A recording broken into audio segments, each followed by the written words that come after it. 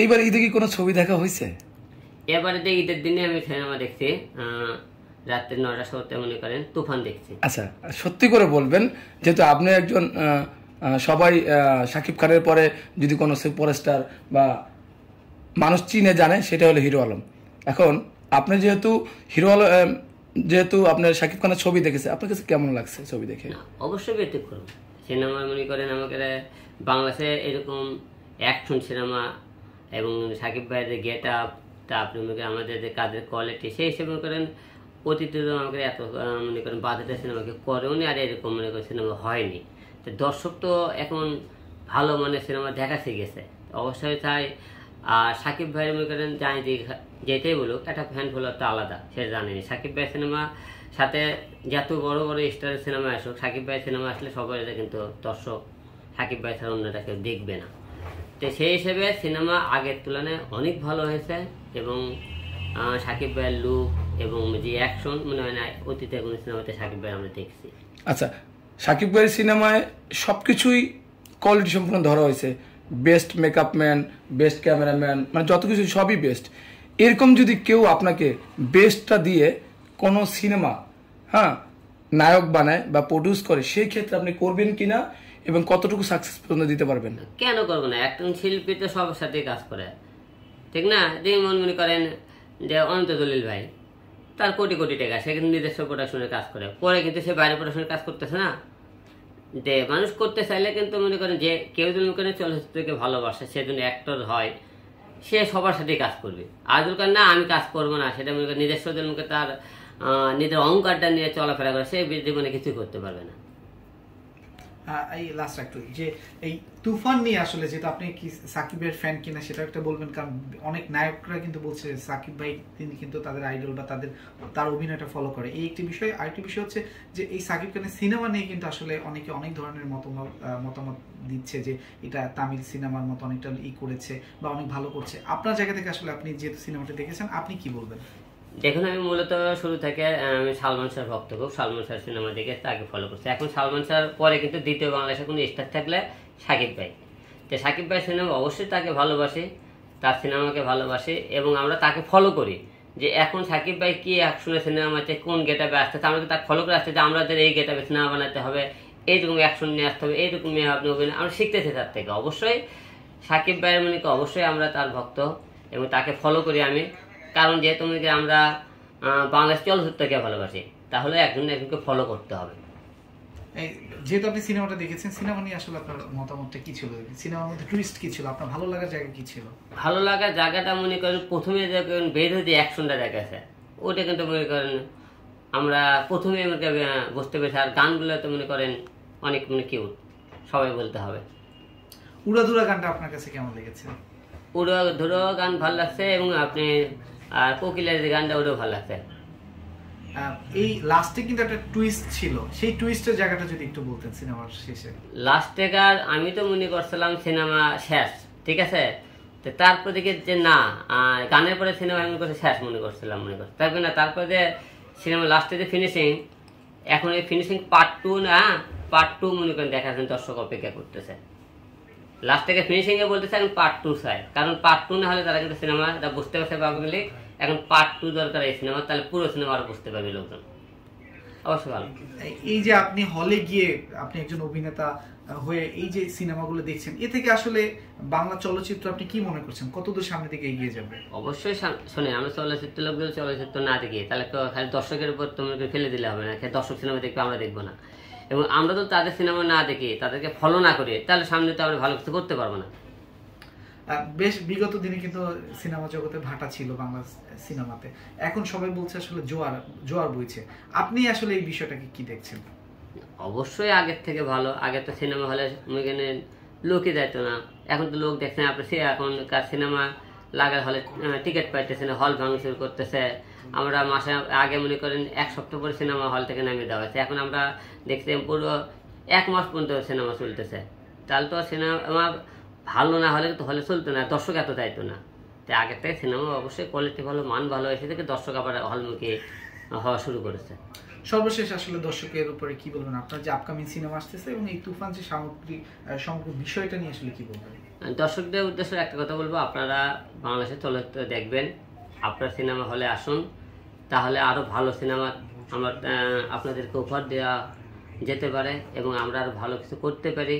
তাই আপনাদের ভালোবাসা সাহস চাই এবং তুফান যেহেতু তুফান তুলেছে, আমরাও যাতে তুফান তুলতে পারে বাংলাদেশের দর্শক, এইরকম আপনারা সবাই সাহস দেবেন, হলে আসুন। আমরা আরও ভালো সিনেমা করতে চাই আপনাদেরকে নিয়ে এবং আমার সিনেমা আগামী 12 তারিখে রিলিজ হবে। আপনারা অবশ্যই সিনেমা দেখবেন। কিন্তু আরেকটা কথা, সিনেমা না দেখে আপনারা বাজে মন্তব্য করবেন না।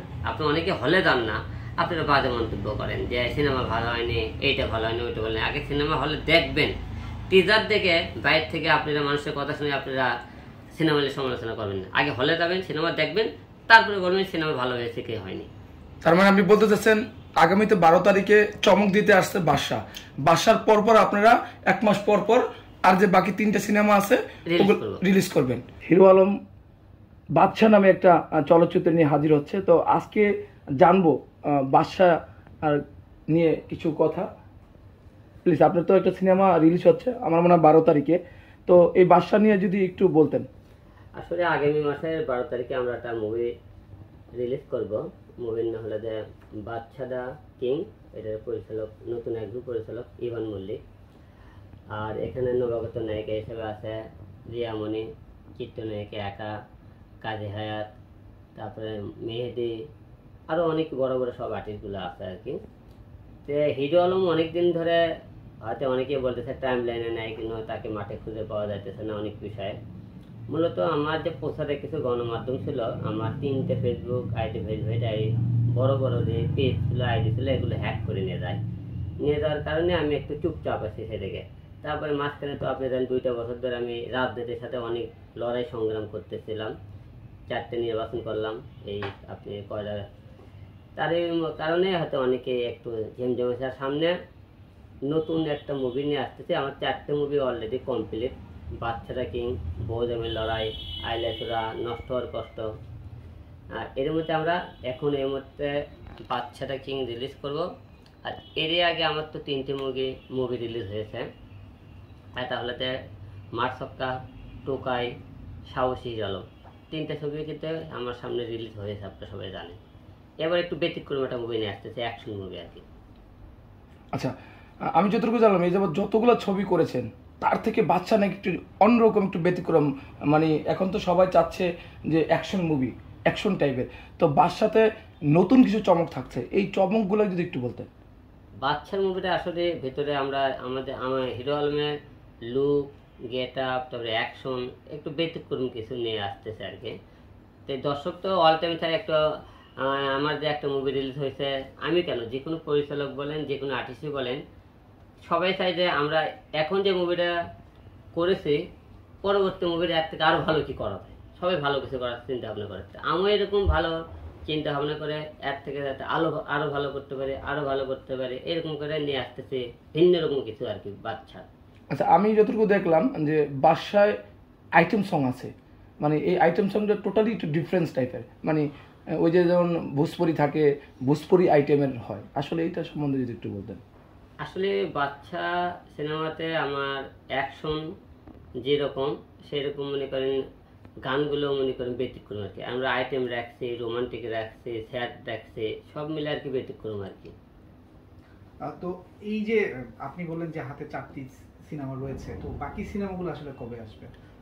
বাকি সিনেমায় যে আমরা সিনেমা রিলিজ করা শুরু করেছি এখন, আমরা 2 মাস পর পরে এই 4টে সিনেমা রিলিজ করে দেবো। আপনার হাতে যদি 4টি সিনেমা থাকে, এবার ঈদুল আজহাতে বেশ চমক ফেলছে কিন্তু সাকিবের তুফান, এই সাথে কি আসলে বাদশাটা কেন আসলো না? দেখুন, তুফান যখন মনে করেন বছরে 2টা ঈদ, এই 2টা ঈদ সাকিব ভাইয়ের অল টাইম মুভি থাকে, যে সাকিব ভাইয়ের সাথে সিনেমা জীবনে রিলিজ করে হল পাবেন না। একটা সিনেমা অনেক কষ্ট করে, আমার তো কোনো প্রোডিউসার নেই, আমার নিজে মনে করে সৎ পথে টাকা দিয়ে আমি আস্তে আস্তে তিল করে সিনেমাগুলো তৈরি করেছি।